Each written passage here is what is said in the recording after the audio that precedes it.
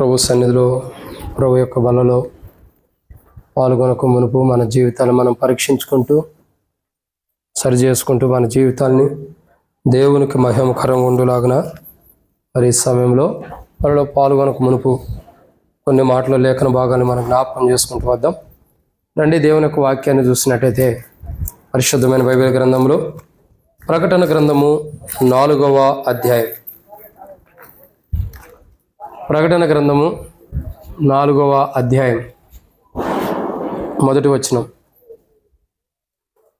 ప్రకటన గ్రంథము 4వ అధ్యాయము మొదటి వచనాన్ని అందరం కలిసి చదువుకుందాం. ఈ సంగతులు జరిగిన తర్వాత నేను చూడగా, అదిగో పరలోకమందు ఒక తలుపు తెరవబడినను, మరియు నేను మొదటి వినిన స్వరం బూరధ్వని వలె నాతో మాట్లాడగా వింటిని. ఆ మాట్లాడిన వాడు ఇక్కడికి ఎక్కి రమ్ము, ఇక మీదట జరగవలసిన వాటిని నీకు కనపరిచాను. కాబట్టి దేవుని యొక్క వాక్యాన్ని చూసినట్టయితే బైబిల్లో రాయబడినటువంటి ఒక మాట ఏమైనా రాయబడుతూ వచ్చిందండి. ఏమనుంది? ఇక్కడికి ఎక్కి రమ్ము. కాబట్టి దేవుని యొక్క లేఖన భాగాన్ని జాగ్రత్త చూసినట్టయితే ఇక్కడికి ఎక్కి రమ్ము, ఇక మీదట జరగవలసిన వాటిని నీకు సరే, జరగవలసినవి అవి ఏంటన్నది ఇక మనం చూసుకుంటూ వెళ్ళిపోతూ ఉంటే చాలా మర్మాలు ఉండేవి. సరే, ఇప్పుడు మనం చూసేటటువంటి మాట ఏంటంటే ఇక్కడికి ఎక్కిరమ్ము. కాబట్టి ఎక్కడికి ఎక్కిపోవాలి మనం? కీర్తన గ్రంథం 90వ అధ్యాయంలో రాయబడిన రీతిలో నరులారా తిరిగి రండి అని సెలవిచ్చబడుతూ వస్తుంది. అంటే ప్రభు దగ్గరికి మనం ఎక్కిపోతున్నాం. ప్రభు దగ్గరికి ఎక్కిపోయేటప్పుడు మనం ఎలా ఉండాం? మొన్నైనది వెనకటి వల్లనే మరలా భూమి చేరింది. కాబట్టి ఈ యొక్క మనుషులను మంటికి మారుస్తున్నాం అన్నమాట ప్రకారం మనలో ఉన్న మట్టి మాలిన్యంతో కూడినది మరి భూమికి చేరి పరిశుద్ధమైనటువంటి పవిత్రమైనటువంటి విధానంలో ప్రభు పిలుపు నొందిన వారమై ప్రభు సన్నిధిలోకి పిలువబడినప్పుడు, ప్రభు తన పిలుపును మనకు అనుగ్రహించినప్పుడు, మన పేరుతో వరుసలో మన పేరు కౌంటింగ్లో మన పేరు వచ్చినప్పుడు, ఆయన తన దయా సంకల్పంలో ఆయన చిత్తంలో మరి మనకి పిలుపు అనుమతించినప్పుడు నర్లారా తిరిగి రండి అన్నట్టు మనం తిరిగి వెళ్తున్న అనుభవాన్ని చూస్తూ వస్తున్నాం. సరే, అయితే ఇక్కడ దేవుని యొక్క వాక్యాన్ని జాగ్రత్తగా గమనించినట్టయితే కొన్ని విషయాలు మనం జాగ్రత్తగా గమనించాలి. ఏంటి ఆ మాట అని మనం చూసినట్టయితే ప్రియులారా, దేవుని యొక్క వాక్యంలో రాయబడినటువంటి మాట ఏంటంటే నర్లారా తిరిగి రమ్మని ప్రభు అంటున్నాడు. నర్లారా తిరిగి రండి అని ప్రభు అంటున్నాడు. లేదా ఇక్కడికి ఎక్కి రమ్ము అని ప్రభు మాట్లాడుతున్నాడు. ప్రభు దగ్గరకు మనం ఎక్కిపోవాలన్నా, ప్రభు దగ్గర తిరిగి వెళ్ళాలన్నా మన జీవితం ఎలా ఉండాలంటే, ఎలా ఉండాలా? మన్నైపోయినది మరలా భూమికి చేరును అన్నట్టు ఉండాలి. అంటే మనం మట్టి నుండి తీయబడ్డాం కాబట్టి ఆ మట్టి నుండి వచ్చే స్వభావం, ఒక మాటలో చెప్పాలంటే దాని యొక్క లక్షణాలన్నిటిని కూడా మనం తీసివేసుకుని మనం ఏ రీతిలో రావాలంటే ఆత్మ దాన్ని దయచేసిన దేవుని వద్దకు వెళ్తుంది అన్నట్లు మన ఆత్మ దేవుని కొరకు ఏం చేయాలా? సంసిద్ధంగా ఉండాలి. అయితే ఇక్కడ ఒక విషయాన్ని గమనించినట్లయితే, సరే దేవుడు మనల్ని పిలుస్తున్నాడు, ఎంత గొప్ప దేవుడు మనల్ని ఎక్కి రమ్మంటున్నాడో, ఎంత గొప్ప దేవుడు మనల్ని తిరిగి రమ్మని పిలుస్తున్నాడో మనం చూస్తున్నాం. కానీ అంత గొప్ప దేవుడు ఆయన ఎక్కి రమ్మంటున్నాడు, ఓకే. ఎక్కి వెళ్ళకపోతే జరిగేది ఏంటన్నది కొన్ని విషయాలు ఉన్నాయి. ఎలాంటి దేవుని దగ్గరకు మనం ఎక్కి వెళ్ళబోతున్నాం అన్నది మనం చూసాం, అవునా? ఎలాంటి దేవుని దగ్గరకు మనం ఎక్కి రమ్మంటున్నాడు, తిరిగి రమ్మంటున్నాడు అన్నది మనం చూసాం. ఇప్పుడు చూసే మాట ఏంటంటే, ఎలాంటి దేవుని దగ్గరికి ఎక్కి రమ్మన్నప్పుడు వెళ్ళకపోతే, తిరిగి రమ్మన్నప్పుడు తిరిగి వెళ్ళకపోతే జరిగే నష్టం ఏంటి? ఇప్పుడు హిజ్కియా వెళ్ళాల. హిజ్కియా తర్వాత ఎవరికి వస్తుంది ఆ తీర్పు? పిల్లలకు వస్తుంది. ఎవరికి వస్తుంది? పిల్లలకి. అదే కదా అనేది దేవుడు మాట్లాడుతూ వస్తాడు కదా, నీవు కాదు నీ తర్వాత తరములు అంటాడు. అంటే ఎవరికి వచ్చినట్టు? హిజ్కియా బాగానే వెళ్ళిపోయాడు. సరే, దేవుడు ఇచ్చిన ఆయుష్ను బట్టి తర్వాత అయినా ఉన్నా కొన్ని పరిస్థితులను బట్టి హిజ్కియా వెళ్ళిపోయిన తర్వాత తీర్పు ఎవరికి వచ్చింది? తప్పు చేసింది ఎవరు? తీర్పు ఎవరికి వస్తుంది? అంటే దీన్ని బట్టి అర్థం ఏంటి? సరిదిద్దుకోవటం అన్నది ఇంపార్టెంట్. సరి చేసుకోవటం అన్నది ఒక మానవుడి జీవితంలో ఎంతో అమూల్యమైనది. ఆ సరి చేసుకోకపోతే మన జీవితాలకి ఎంతో నష్టం అన్నది జరిగేది ఉంటుంది. అయితే ఇప్పుడు మనం చూసేటటువంటి మాట, ఇక్కడికి ఎక్కిరమ్ము ఏమంటున్నాడు, ఇక్కడికి ఎక్కిరమ్ము. కాబట్టి మనము తండ్రి దగ్గరికి ఎక్కిపోయే వారికి ఉండాలి. అందుకే దాని గురించి కీర్తనల గ్రంథం 90వ అధ్యాయంలో ఒక మాట రాయబడుతూ వచ్చింది. కీర్తనల గ్రంథము 90వ అధ్యాయం 5వ వచనం. వరద చేతనైనట్టు నీవు వారిని పారగొట్టివేయగా వారు నిద్రింతురు, ప్రొద్దున వారు పచ్చగడ్డి వలె చిగురింతురు, ప్రొద్దునది మొలిచి చిగురించును, సాయంకాలం అది కొయ్యబడి వాడు. ఇక్కడ గమనించాల్సిన విషయం ఏంటంటే, చాలామంది క్రైస్తవులు అనబడుతున్న వారు రక్షణ మారుమనసు బాప్తిసం పొందినప్పటికీ చాలామంది యొక్క ఆకాంక్ష ఆలోచన ఏంటంటే, మరికొన్ని దినములు దేవుడు మనకు ఆయుష్ ఇస్తాడు, మరికొన్ని దినాలు మనం ఈ లోకంలో ఉండొచ్చు, మరికొన్ని దినములు ఈ లోకంలో మనము నివసిస్తూ ఉండొచ్చు అని చెప్పి కొంతమందికి ఆశ కోరుకుండేది. ఎప్పుడు పిలుస్తాడో తెలియదు, ఎప్పుడు రమ్మంటాడో తెలియదు. ఆ యొక్క వరుసలో అంటే లెక్కలో కౌంటింగ్లో నీ పేరు ఎప్పుడు వచ్చిందో తెలియదు, నా పేరు ఎప్పుడు వచ్చిందో తెలియదు. కానీ చాలా వరకు మన ఉద్దేశాలు ఏంటంటే, ఇంకా అనేకమైన సంవత్సరాలు దేవుడు ఆయుష్ని ఇస్తే జీవిస్తాం, అది మంచిదే, నేను ఇంకా కొన్ని సంవత్సరాలు జీవిస్తా, అప్పుడే నేను పోను అన్న ఒక ఆలోచన మనలో ఉంటుంది. కానీ బైబిల్ అంటుంది కదా, దేవుడు పిలిచినప్పుడు మనం ఏం చేయాలా? ఇప్పుడు నన్ను పిలిచినా మిమ్మల్ని పిలిచినా ఏం చేయాలి మనం? ప్రభా ఈరోజు ఆదివారం కదా, బలలో పాల్గొని వస్తానంటే కుదిరిద్దా? లేదు, పిలిస్తే వెళ్ళిపోవడమే. ఫలానా మహిమ దోసు తిరిగి రమ్మన్నాడంటే వెళ్ళాలి. ఇంకా ఫలానా సంతోషాన్ని తిరిగి రమ్మంటే వెళ్ళాలి, అంతేనా? ఉండడానికి లేదు, కావాల్సిందే. ఎవరమైనా సరే ప్రభు పిలిస్తే వెళ్ళిపోవాల్సిన వారమే. అయితే ప్రభు పిలిచినప్పుడు ఆ పిలుపుకు లోబడతాం అన్నది చాలా ధన్యకరమైన విషయం. లోబడతాం అన్నది ఇంపార్టెంట్. ఈరోజు చాలామంది క్రైస్తవులకి ఆ లోబడే స్వభావం అన్నది లేదు. లోబడే స్వభావం లేకపోతే ఏమైంది? నరులారా తిరిగి రండి అన్న మాట మన జీవితాల్లో నెరవేర్చబడుతున్నా అది ఆలస్యమవుతుంది, లేదా ఎక్కిపోవటానికి కావాల్సిన అర్హతలు మనకు ఉంటల్లా. అర్థమవుతుందండి? ఎక్కిపోవటానికి కావాల్సిన అర్హతలు మనకి ఉంటల్లా. అయితే ఇక్కడ గమనించాల్సిన కోణం ఏంటంటే, ఆయన పిలుపునుంది, ఆయన చిత్తానుసారంగా మనం ఉంటే మన జీవితాలకు ఎన్నో ఆశీర్వాదాలు ఉంటాయి. ఆయన పిలుపును నిర్లక్ష్య పెట్టిన ఎడల, ఇదే కాదు ప్రభు తిరిగి రమ్మన్నది కాదు, ఏ కోణంలో ప్రభు మనతో మాట్లాడుతున్నా, ఏ విధానంలో ప్రభు మనతో మాట్లాడుతున్నా, ఆయన పిలుపును మనం నిర్లక్ష్య పెడితే చాలా కష్టం. అయితే బైబిల్లో ప్రియమైన దేవుని బిడ్డలారా, ఆయన మన ఎడల కలిగి ఉన్న ఉద్దేశాలు, అంటే ఆయన పిలుపును నిర్లక్ష్య పెట్టిన వారి ఎడల కలిగి ఉన్న ఉద్దేశాలు, మన ఎడలని కాదు కానీ ఆయన పిలుపును నిర్లక్ష్య పెట్టిన వారి ఎడల ఆయన కలిగి ఉన్న ఉద్దేశం ఏంటంటే, బైబిల్లో కొన్ని విషయాలు ఉన్నాయి. వాటిని మనం ధ్యానించే మునుపు ప్రభు నడిపి కొరకు చిన్న ప్రార్థన. మమ్మల్ని మిక్కిలిగా ఎక్కువగా ప్రేమించిన ప్రియ పరలోకపు తండ్రి, పరిశుద్ధుడివైన దేవా, మీకు స్తోత్రములు. మీరు ఇచ్చిన కృపకే వందనాలు. ఈ సమయంలో తండ్రి కొన్ని మాటల వాక్యం దానిస్తున్న సాయం చేయండి. దాసుడి కన్ను యజమానుడి వైపు చూస్తున్నట్లు, దాసురాలు కన్ను యజమానుల వైపు చూస్తున్నట్లు మా కన్ను మీ వైపు వీక్షిస్తుండగా సహాయం అనుగ్రహించి మహిమ పొందండి. దయచేసి నీ ప్రజల పక్షాన నీకున్న దయ చొప్పున దయతో నన్ను జ్ఞాపకం చేసుకునండి. నాతో మాతో మీరు మాట్లాడండి. మీ చిత్తం, మీ ఉద్దేశం మా పట్ల ఏవైతే నెరవేర్చండి. భౌతికంగా నేను ఎంతో బలహీనుడిని దేవా, ఎన్నో బలహీనతలు కలిగిన వాడిని, ఎంతో అనారోగ్యం కలిగిన వాడిని అయినప్పటికీ క్రీస్తు యేసులో మీరు నిలబెట్టుకుని మీ పునరుద్ధాన శక్తిని నాకు ఎప్పటికప్పుడు ఇస్తూ మీ యొక్క సాక్షిగా నిలబెట్టుకుని మీరు వాడుకుంటున్నందుకు వందనాలు. ఈ సమయంలో తండ్రి వాక్యం ధ్యానించబోతున్న సాయం చేయండి. టేబుల్ వర్తమానం దేవా, దాసుడి కన్నా యజమానుల వైపు చూస్తున్నట్టు, దాసుడి కన్నా యజమానుల వైపు చూస్తున్నట్టు మా కన్ను మీ వైపు వీక్షిస్తున్న మీరే సహాయం గురించి మహిమ పొందండి. నీ ప్రజల పక్షాన్ని నీకున్న దయ చొప్పున దయతో నన్ను జ్ఞాపకం చేసుకుని మీరే మహిమ ఘనత ప్రభావం పొందుకోమని, ఈ మెడ నొప్పులు ఏవైతే బలహీనతలు ఉండే వాటిని కూడా తొలగించి దేవా, శత్రు యొక్క ఆలోచన తల్లి లేకుండా కాపాడి దేవా నీకు మహిమకరంగా వాడబడ్డానికి సాయం చేయండి. ఈరోజు ప్రభు వల్ల ఎంతో మహిమార్థమే బలలో పాల్గొన్నట్టు సాయం చేయమని, వచ్చిన ప్రజలందరిని బట్టి స్తోత్రాలు రావాల్సిన వారి తరబడి తీసుకురండి.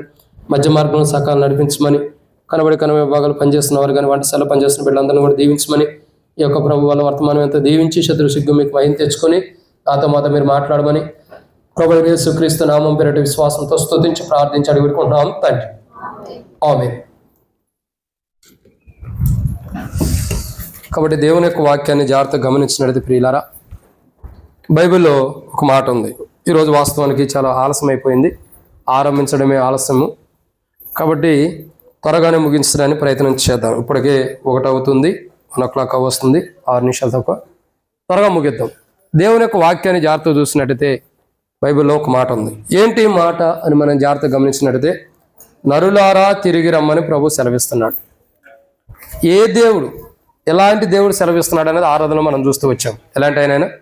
భూమిని పుట్టింపక మునుపు ఉండ ఆయన, తర్వాత లోకమును పుట్టింపక మునుపు ఉండ ఆయన, తర్వాత యుగ యుగములు పుట్టింపక మునుపు కానీ యుగ యుగములు జరగక మునుపు కానీ ఉండాయన. 4 1000 సంవత్సరములు గతించిన ఒక రోజు వలె చేయగలిగిన ఆయన, తర్వాత 1000 సంవత్సరాలు ఒక రాత్రి జాము వలె చేయగలిగిన ఆయన, తర్వాత పర్వతములు పుట్టక ముందు ఉన్నాయి, ఇంకా తరతరముల నుండి నివాస స్థలంగా ఉన్నాయి. ఇంత గొప్ప దేవుడు మనం పిలిచినప్పుడు ఆ పిలుపుకు లోబడి మనం ప్రభు సన్నిధిలోకి ప్రవేశించాలి. మనకి ఎలాంటిది? అది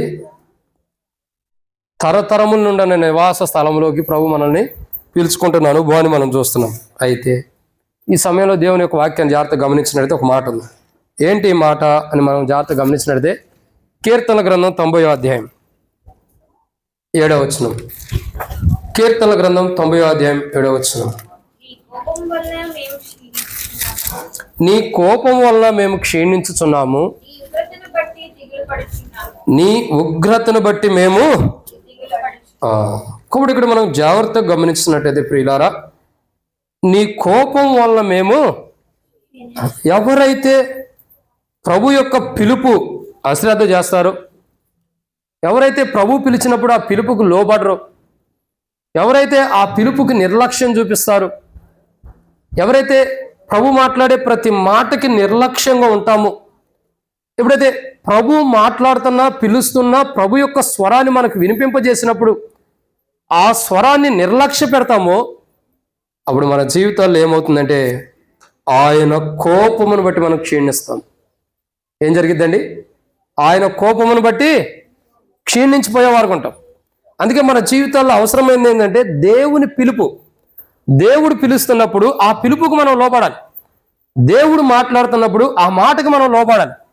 దేవుడు ఏవైతే మాట్లాడుతున్నాడో, దేవుడు ఏవైతే సెలవిస్తూ వస్తున్నాడో, దేవుని మాట ఏదైతే మనతో మాట్లాడుతుందో, దేవుని స్వరం ఏదైతే మనకు వినిపించబడుతుందో, మనతో మాట్లాడుతుందో, ఆ మాటకు మనం ఏం చేయాలా? లోబడాలి. అంటే ఎప్పుడైతే దేవుని పిలుపుకు కానీ, దేవుని పిలుపు అంటే దేవుడు పిలుస్తున్నాడు అన్నది, లేదా దేవుడు మాట్లాడుతున్నాడు అన్నది, దేవుని పిలుపుకు కానీ దేవుని మాటకు కానీ ఎప్పుడైతే మనం లోబడమో, అప్పుడు దేవుని కోపం బట్టి మనం క్షీణించిపోయేవారు ఉంటాం. ఎలా ఉంటాం? చాలా మంది అంటూ వస్తారు, ఏమంటారంటే, అరే రాను రాను ఏంట్రా నువ్వు బక్క చిక్కిపోతున్నావు అంటారు. ఏమంటారండి? బక్క చిక్కిపోతున్నావు ఏంటి? రాను రాను నువ్వు తగ్గిపోతున్నావు ఏంటి? చూసే కొంది ఇంకా చాలా వరకు నువ్వు అనారోగ్యం ఉండా లేకపోయినా చాలా వరకు బలహీనుడు అయిపోయి తగ్గిపోతున్నావేంటి? ఎందుకు ఇంత తగ్గిపోతున్నావు, చిక్కిపోతున్నావు ఏంటి అని అంటాం. అది ఇక్కడ గమనించాల్సిన కోణం ఏంటంటే ప్రియులారా, ప్రభు పిలుపుకు మనం లోబడితే ఆయన కోపం మన మీదకి రాదు, కాబట్టి మనం క్షీణించిపోం. ఎప్పుడైతే ఆయన పిలుపుకు లోబడమో, ఎప్పుడైతే ఆయన పిలుపుకి అవిధేయత చూపిస్తామో, ఎప్పుడైతే ఆయన పిలుపుకి లోబడుకోకుండా అవిధేయులుగా ఉంటూ వస్తామో, అప్పుడు ఏం జరిగిద్దంటే క్షీణించిపోతాం. ఆయన కోపం మన మీదకి రావటం ద్వారా. ఎగ్జాంపుల్, ఒక మాట, ఒక సూచన కాదు, బైబిల్లో జరిగిన ఒక విషయాన్ని మీకు తెలియపరచాలని ఇష్టపడుతున్నాను. సొదొమ గొమొర్రా పట్టణం ఉంది. ఏం జరిగింది? దేవుని కోపం సొదొమ గొమొర్రా పట్టణం మీదకి రావటం ద్వారా ఏమైంది? సొదొమ గొమొర్రా పట్టణం అగ్ని గంధకముల చేత కాల్చివేయబడింది. కాల్చివేయబడిందా లేదా? కాల్చివేయబడింది. అగ్ని గంధకాలు వస్తే ఎవరైనా తింటారా? అయ్యో అగ్ని గంధకాలు పడిపోతున్నాయి, బయటికి పడుతున్నాయి అని చెప్పి గమకని తీసుకుని నోట్ వేసుకుంటారా? వడగండ్లు పడితే వడగండ్లు పడితే ఏం చేస్తాం? పరిగెట్టుకుంటూ వెళ్ళిపోయి వడగండ్లు నోటేసుకుంటాం. నాకు ఎప్పుడు తినదు వడగండ్లు తినాలని. ఈ మందిరం పని, చిన్న పని కంప్లీట్ అయిపోయిన తర్వాత ఒక పని మట్టి దోలతో ఏదో కంప్లీట్ అయిపోయింది. మట్టి దోలినప్పుడే నేను శ్యామన్న అని వెంకటన్న వర్షం పడుతుందని వెళ్ళిపోయాడు, నాకు బాగాలేదన్నని వెళ్ళిపోతున్నాడు. అప్పుడే మేము శ్యామన్న కలిపి మందిరం మొత్తం క్లోజ్ చేసేసుకుని బయటికి వెళ్ళి ప్రార్థన చేసుకున్నాం. గొట్టి మొక్కల నుండి స్టార్ట్ అయింది. గొట్టి మొక్కలు అంటే ఆ మార్గం నుండి నల్లటి మబ్బు. శ్యామన్న మనం ఎక్కడుంటే ఆ అడ్డా లేదు మనకి, తడిసిపోతాం, వెళ్ళిపోదాం అని చెప్పి అనుకున్నాం. శ్యామన్న సహజంగానే శ్యామన్న బండి ఎక్కితే పరలోకం చూసి వస్తాం. ఎక్కడికి వెళ్ళొస్తాం? పరలోకం అంచులకి వెళ్ళొస్తాం, దాంట్లో డౌటే లేదు. ఎందుకంటే దేవా ఎక్కడుండవా అని చెప్పి అడుగుతాం. ఎందుకంటే అట్టుండిది బండి తోలకం. సరే ఎట్టగొట్ట మొన్న కూడా శాంసంగ్ వెళ్ళి వచ్చారు దగ్గరికి. సరే ఎట్టయితే ఏమి వెళ్ళాం. మన పాత మందిరం ఇప్పుడు ఐదర్ సైడ్ బిల్డింగ్ దగ్గరికి వెళ్ళంగానే విపరీతమైన వాన, దాంట్లో వడగండ్లు పడుతున్నాయి. శ్యామన్ ఏమనంటే బండి ఆపేసేసి పక్కన ఇటు కూరగాయల మార్కెట్ రూట్లో ఒక బట్టల షాప్ ఉంటే బట్టల షాప్లో నుంచున్నాం. వాళ్ళు కొద్దిగా షట్టర్ కింద దించారు. వడగండ్లు పడుతున్నాయి, భారీ వడగండ్లు పడుతున్నాయి. మట్టి తోలి వెళ్ళేవి అంతే. ఆ రోజే శ్యామన్న అన్నాడు మధ్యాహ్నం, అన్న మట్టి తోలేము, నేను ఎక్కడికో మీటింగ్లకి వెళ్తున్నా గుడ్ ఫ్రైడే ఎస్టర్కి. మరి నువ్వు మీటింగ్లకి వెళ్తున్నావు, దీంట్లో నీళ్లు నింపేది ఎవరన్నా, ఎట్ట నీళ్లు నింపాలన్నాడు. నాకు టెన్షన్, మట్టి దోలేని దానికి సంతోషం కంటే కూడా నీళ్లు నింపాలి. అయినా దేవుడు ఉండాలి అన్న, దేవుడు చూసుకుంటామని అనుకున్నాం. సాయంత్రానికి గట్టిగా పట్టింది, వర్షం పడింది, వడగండ్ల వాన. ఆ వడగండ్లు పడుతుంటే షాప్ అతనే డోర్ దించుకుంటున్నాడు.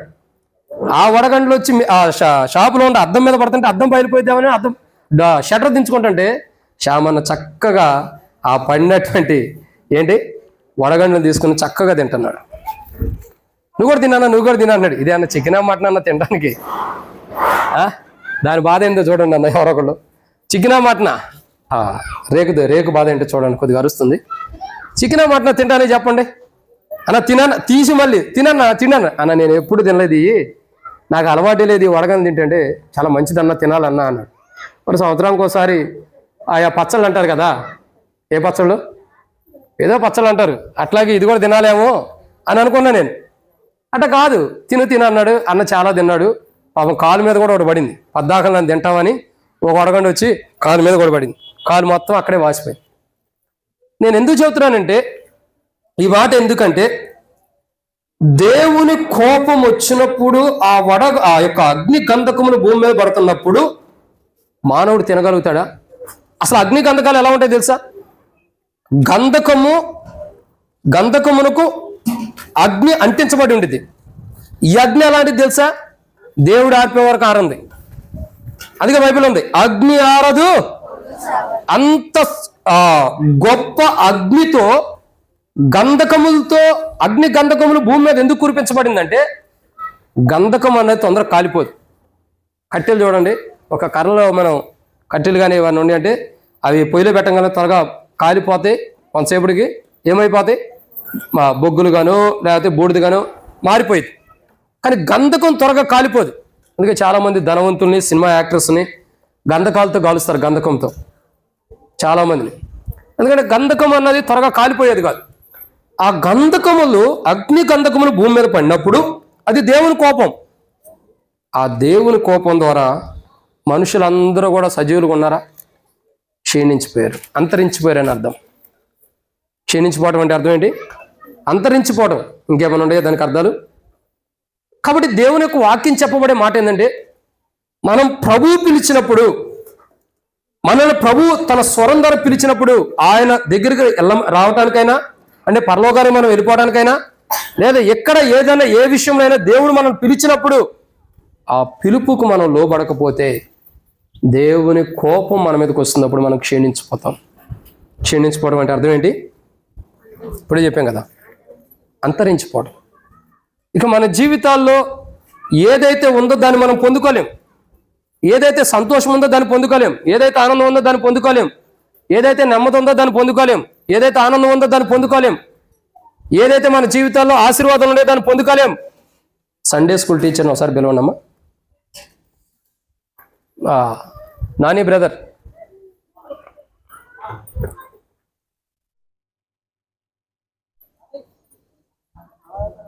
కాబట్టి ఎప్పుడైతే మన జీవితాల్లో ప్రభు పిలుపుకు మనం లోబడతామో, ప్రభు మాటకి ఎప్పుడైతే మనం లోపడతామో, ప్రభు స్వరానికి ఎప్పుడైతే మనం లోపడతామో, ప్రభు చిత్తానికి ఎప్పుడైతే మనం లోపడతామో, వాళ్ళు ఏంటి అక్కడ కట్టెళ్తున్నారు. కాబట్టి ఎప్పుడైతే దేవుని చిత్తానికి మనం లోపడతామో అప్పుడు దేవుని కోపం మన మీదకి రాదు, అప్పుడు మనం క్షీణించిపోం. అర్థమవుతుందండి? సదోమ గొమొర్రా పట్టణం మీద దేవుని కోపం వచ్చింది కాబట్టి అది క్షీణించిపోయింది. అంతేనా కదా? మరి కానాను అనే ప్రదేశం మీద దేవుని ఆశీర్వాదం ఉంది కాబట్టి అది పాలుతేలు ప్రవహించు దేశంగా మార్చబడుతూ వచ్చింది. సదోమ గొమొర్రా పట్టణానికిను కానానికి ఎంత వ్యత్యాసం ఉంది? కారణం ఏంటి? కానాను మీద దేవుని కోపం లేదు కాబట్టి అది క్షీణించలేదు. సదోమ గొమొర్రా పట్టణం పైన దేవుని కోపం ఉంది కాబట్టి అది క్షీణించిపోతుంది. అంటే దేవుని పిలుపు, దేవుని మాటలు ఇంపార్టెంట్. సదోమ గొమొర్రా పట్టణాలకు కూడా, ఆ పట్టణాల్లో నివసిస్తున్న లోతుకు కానీ కొన్ని మాటలు చెప్పబండి, కానీ ఎవరు ఎనలా. ఇంకా వాళ్ళే కాదు, ఇంకా క్షీణించిపోయిన వాళ్ళు బైబిల్లో చాలా మంది ఉంటారు. ఓడగట్టింది ఎవరు? నోవాహా అనోకా? మంచిది. ఆనోకు ఏం చేశాడు?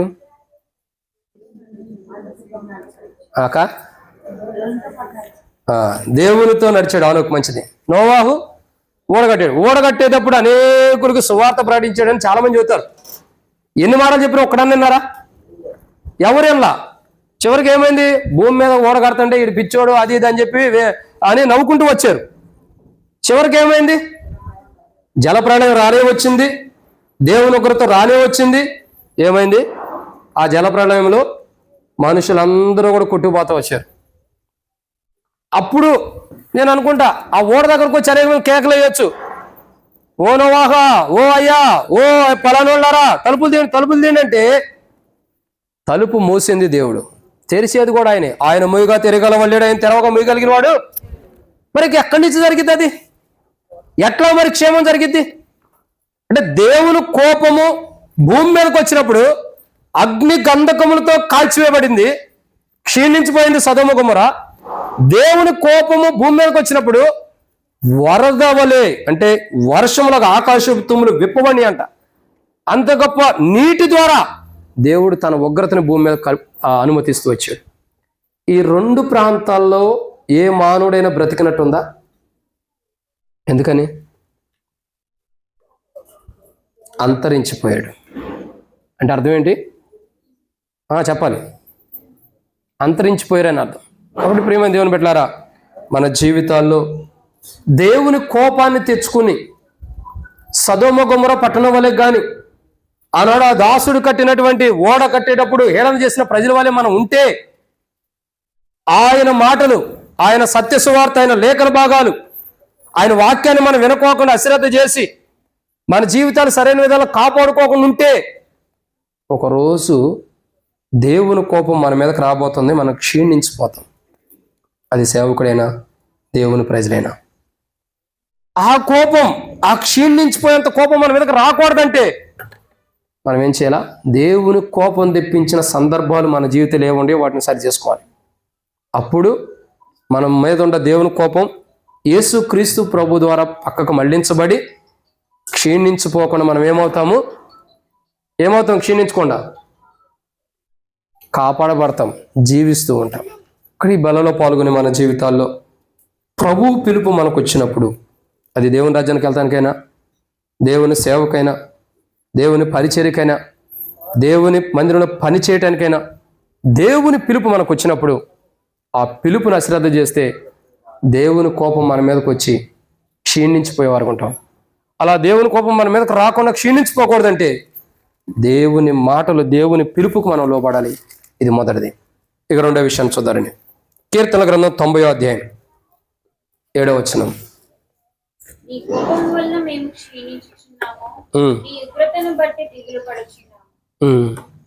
ఏమని రాయబడుతూ వచ్చిందండి? నీ కోపం వల్ల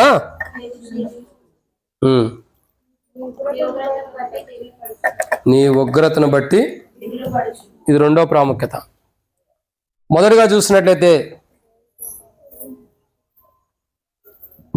దేవుని పిలుపుకు లోబడకపోతే దేవుని కోపం మన మీదకి వస్తుంది. అంటే ప్రభు ఎక్కడికి ఎక్కిరమ్మంటున్నాడో అక్కడికి మనం ఎక్కెళ్ళకపోతే దేవుని కోపం మన మీదకి వస్తుంది. తద్వారా మనం క్షీణించిపోయేవారుకుంటాం. 2, ప్రభు పిలుస్తున్న పిలుపు కానీ ప్రభు ఎక్కిరమ్మన్న ప్రాంతానికి మనం వెళ్ళకపోతే రెండోదిగా ఏం జరుగుతుంది? ఆయన ఉగ్రతను బట్టి మనం ఏం చేస్తున్నాం? చాలా మంది దిగులు పడుతున్నారంట. ఆయన ఉగ్రత మన మీదకి రావటం ద్వారా దిగులు ఉంటుంది. ఒక వ్యక్తి బైబిల్లో దిగులు పడ్డాడు. ఎవరో వ్యక్తి చెప్పండి. చాలా మంది ఉన్నారు. ఎవరు? అబ్రహాం. సదొమ గొమొర్రా పట్టణం పైన, ఆ పట్టణం మీద, పట్టణంలో ఉన్న ప్రజల విషయమై దిగులు పడుతూ వచ్చాడు.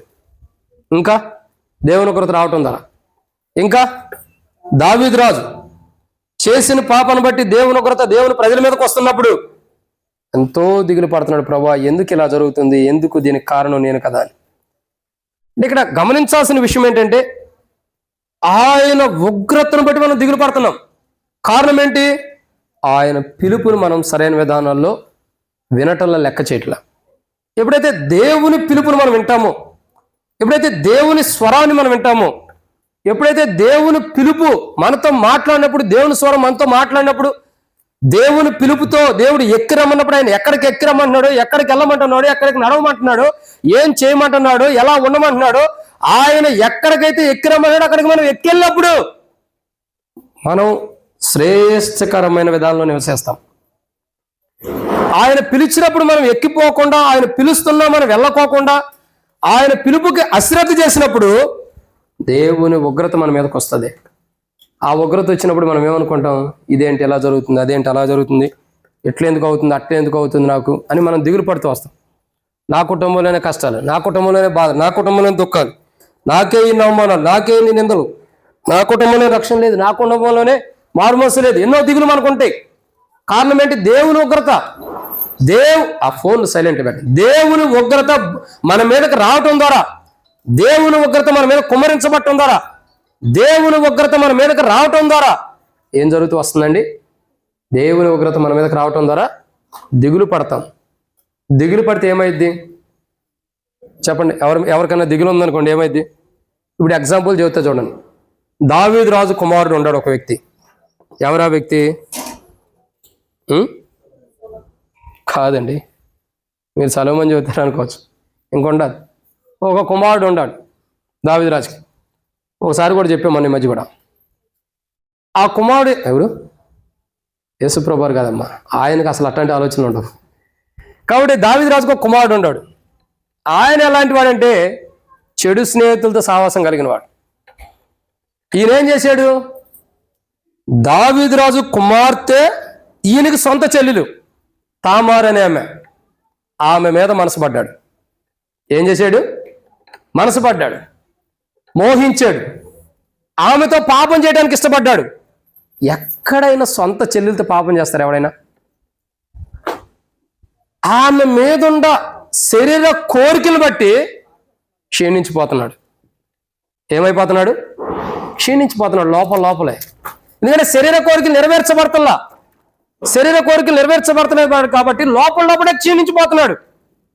స్నేహితుడు వచ్చాడు, ఏంట్రా నువ్వు ఎట్టుంటున్నావు? రాజకుమారుడు అయి ఉండి కూడా ఏది కావాలితే తింటూ మంచిగా ఉండొచ్చు కదా, ఎట్టుంటున్నావు ఏంటంటే ఇది పరిస్థితి. చెప్తారుగా పనికిమాలి స్నేహితులకి మనం అన్నీ చెప్పేది. మంచోళ్ళకి ఎందుకు చెబుతాం? మంచోడు చెబితే ఏమంటాడు? అరే అలా చేయడం తప్పురా, ఇలా తప్పురా అని చెప్పి గద్దిస్తాడు. అది చెడ్డ స్నేహితులకే చెప్పుకుంటాం. వచ్చాడు, చెప్పాడు. దాని ఏముంది, నీ యొక్క సహోదరి ద్వారా భోజనం అప్పం వండించి తినాలని చెప్పి ఒక కోరిక ఉంది, అది చేయమని చెప్పి రాజుకు వర్తమానమి ఆ రాజు ఆమెను పంపిస్తాడు. అప్పుడు నువ్వు పాపం చేసే.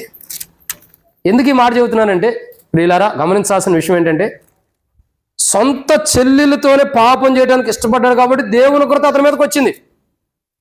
అతని యొక్క జీవితం చూడగా క్షీణించిపోతున్న అనుభవం ఉంది. ఈరోజు మన జీవితాలు ఏంటంటే, అంటే ఈ పాపం గురించి కాదు నేను అంటుంది, దేవుని ఉగ్రత మన మీదకి రాకుండా మనం చూసుకోవాలి. దేవుని ఉగ్రత మన మీదకి వచ్చినప్పుడు మన జీవితాల్లో దిగులు తప్పకేముండదు. దిగులు పడతాం. జరిగే ప్రతి సందర్భాన్ని బట్టి, జరిగే ప్రతి పరిస్థితిని బట్టి, జరిగే ప్రతి దేవుని యొక్క ఉగ్రతను బట్టి, దేవుడు ఏ ఉగ్రత అయితే మన మీదకి రప్పిస్తాడు దాన్ని బట్టి మనం ఏం చేస్తాం చెప్పండి? ఏమవుతూ వస్తామండి? దిగులు పడాలి. దిగులు పడి ఏమైంది? దిగులు పడితే ఏమైంది? చివరికి మనమే నష్టపోయేది. ఈ దిగులు చింత అంతా కూడా కారణం అదే. ఏంటి? దేవుని ఉగ్రత. మనం ఏడో తప్పు చేస్తున్నాం, మనం ఏడో పొరపాటు చేస్తున్నాం, మనలో లోపాలు ఉండే, ఎక్కడో ఏదో బలహీనతలు ఉండే మనలో. అందుకే ఈ బలహీనతలు, ఈ లోపాలను బట్టి, ఈ యొక్క అవిధేయతలను బట్టి ఏదో దేవునికి అయిష్టకరమైన మనలో ఉంది. అందుకే దేవుని ఉగ్రత మన మీదకి వచ్చి మనం దిగులు పడేటట్టు చేస్తుంది. ఇది అన్నమాట. మూడో విషయాన్ని చూద్దారండి. కీర్తన గ్రంథం 90:8. కీర్తన గ్రంథం 90:8. మా దోషములను నీవు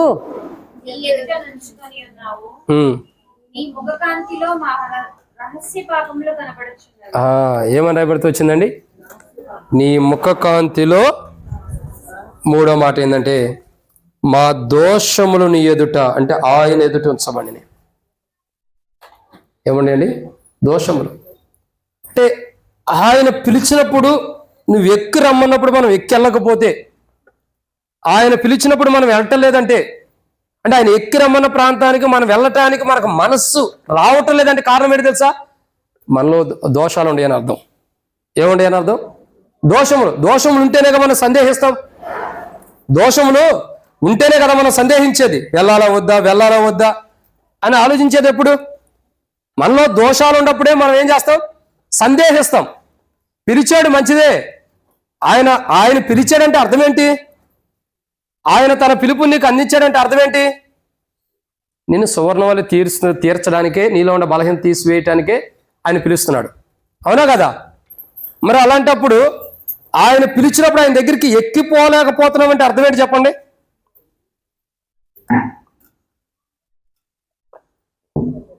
మన దోషములు ఆయన ఎదుటుండే కాబట్టి ఆయన దగ్గరికి మనం ఎక్కిపోలేకపోతున్నాం. మన దోషములు ఆయన ఎదుట ఉంచుకొని ఉన్నాడు. అంటే ఆయన ఎదుట ఉండే, ఆయన దగ్గరే మన దోషాలు ఉండే. అందుకే ఆయన పిలిచినప్పటికీ, మీరు ఎక్కిరండి అని ప్రభు పిలుస్తున్నప్పటికీ, మీరు పైకి ఎక్కిరండి, ఒక మెట్టు ఎదగండి, ఒక మెట్టు ఎక్కండి. పేతురు నీళ్ళలో మునిగిపోతున్నప్పుడు పేతురు పైకెక్కిరా అని చెప్పి చేయించిన దేవుడే ఈరోజు మనం కూడా ఆత్మీయ జీవితంలో, విశ్వాస జీవితంలో, క్రైస్తవ జీవితంలో, యాత్రా జీవితంలో దిగజారిపోయినప్పుడు, మునిగిపోయినప్పుడు, పాపం అనే లోకంలో మనం మునిగిపోయినప్పుడు మనకు చెయ్యిచ్చి పైకి లేపి నువ్వు ఎక్కిరా ఒక మెట్టు అని అడగటానికి ఇష్టపడుతున్నాడు. కానీ మెట్టు ఎక్కడానికి మనం ఇష్టపడుతున్నా. ఎందుకు? పేతురు ఎందుకు ఇష్టపడ్డాడు?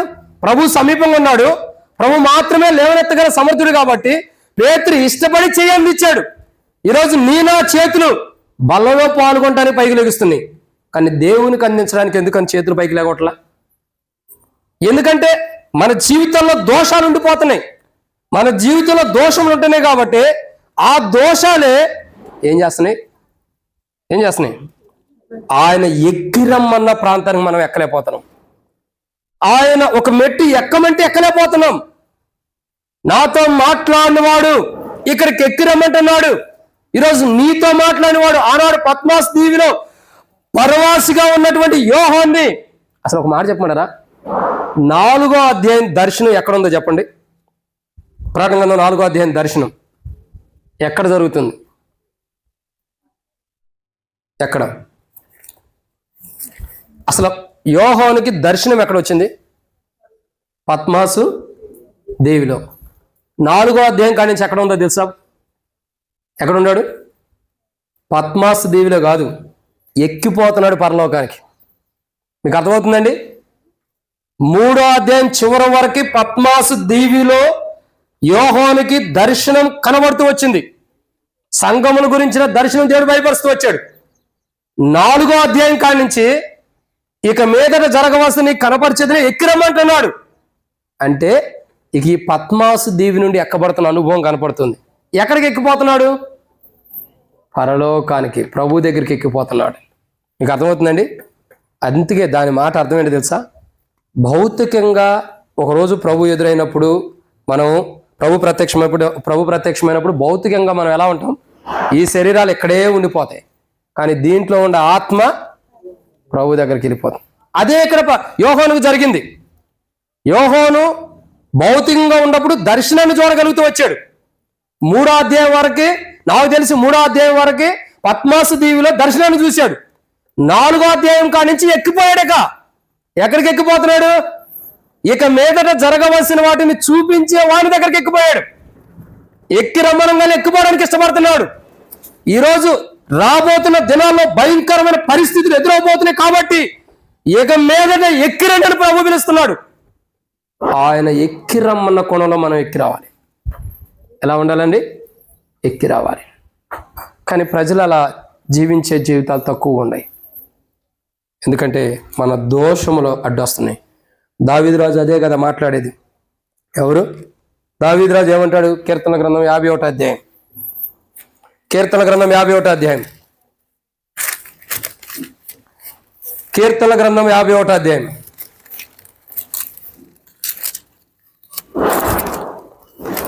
కీర్తనల గ్రంథము 51వ అధ్యాయము 2వ వచనం. శాంసన్ తెచ్చవా? నా దోషము పోవునట్లు నన్ను బాగుగా కడుగుము. దీంట్లో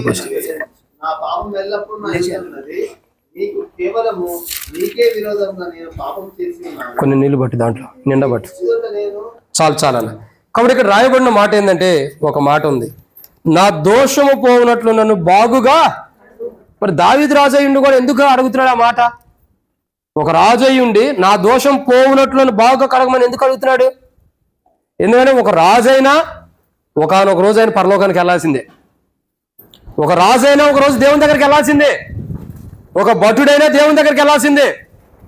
దావీదు రాజు సైతమే నా దోషం పోవునట్లు నన్ను బాగుగా కడగమన్నాడంటే దేవుని మన దోషములు ఆయన ఎదుట ఉన్నాయి కాబట్టి, మనము ఆయన ఉగ్రత మన మీదకి వస్తాం కాబట్టి ఈరోజు మనం చేయాల్సింది ఏంటంటే, దావీదు రాజు వలె ప్రభా రాజులైన యాజక సమూహంలో నన్ను కూడా ఉంచావు. ఆనాడు దావీదు రాజే నా దోషం పోనట్లు కడగమన్నాడు. ఇప్పుడు నేను కూడా రాజులే ప్రభా, రాజులైన యాజక సమూహంలో ఉంచా కాబట్టి నా దోషం పోనట్లు నన్ను కడుగు. ఎందుకు ఆ మాట అడగాలి తెలుసా? You are the king. నువ్వెవరివి? ఒక రాజువి. ఈ లోకం ఒప్పుకున్నా ఒప్పుకోకపోయినా దేవుని వాక్యం ఒప్పుకుంటుంది. నువ్వు రాజువి. నువ్వు ఎక్కడ కూర్చోవాలి తెలుసా? రాజులతో పాటు కూర్చోవాలి. ఎక్కడ కూర్చోవాలి? రాజులతో పాటు. ఎందుకంటే దేవుడు తన కుమారు యొక్క స్వరక్తం ద్వారా నిన్ను రాజుగా చేశాడు. నిన్ను రాజుగా చేసినప్పుడు నువ్వు రాజులతో పాటు కూర్చోవాలి. అవునా కదా? కొంతమంది బైబిల్లో రాజులు ఉంటారు. దేవుని యొక్క చిత్తాన్ని, దేవుని యొక్క ఉద్దేశంలో నడిచి కొంతకాలం దేవుని చిత్తానికి విరోధంగా జీవించిన కొంతమంది రాజులు ఉంటారు. వారి జీవితాలు చూడగా వారు కళ్ళు పీకేయటం కానీ, వారిని చంపిన విధానం చూడగా దారుణంగా ఉంది. ఒక రాజుకి అలాంటి మరణం ఎందుకు వచ్చింది? ఒక రాజులకి అలాంటి మరణం అనేక మంది రాజులకి ఎందుకు వస్తుందండి? దోషాలు. దావీదు రాజు గుర్తెరిగాడు, నా దోషము పోవునట్లు బాగుగా కడుగు.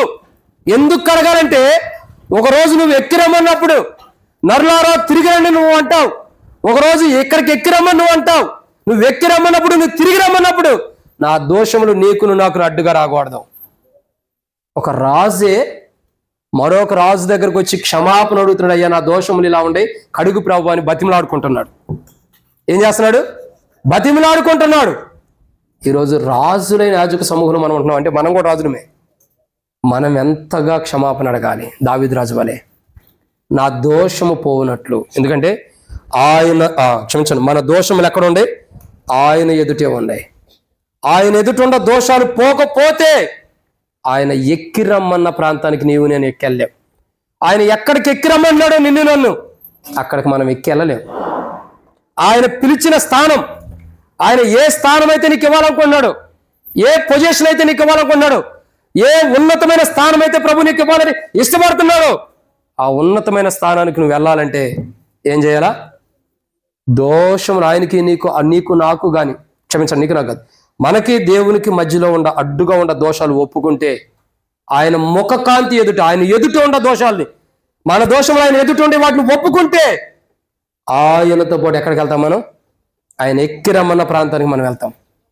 అలా ఆయన ఎక్కిరమ్మన్న ప్రాంతానికి మనం వెళ్ళాలంటే మన దోషములు, దావీదు రాజు తన దోషములు ఎలా సరి చేసుకున్నాడో, ఎలా దేవుని సన్నిధిలోకి వచ్చి కడుక్కుంటూ వస్తున్నాడో, అలా ఈరోజు ప్రభు వాళ్ళ దగ్గరికి వచ్చి మన దోషాలు మనం కడుక్కుంటే ఈరోజు నీవు ఒక మెట్టు ఆయన ఎక్కమన్న స్థానానికి ఎక్కగలుగుతావు.